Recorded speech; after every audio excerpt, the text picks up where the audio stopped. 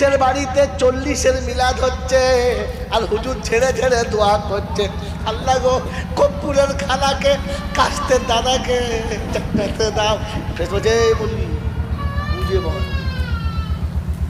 বুঝে বল।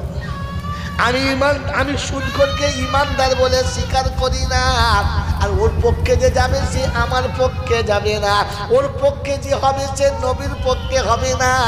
ওর হয়ে ওকালতি করলে তোমার ইমানটাও থাকবে কিনা জানি না। যদি বলেন দলিল শোনাও, কসম খোদার বলছি দলিল ছাড়া কুতি খুলি না।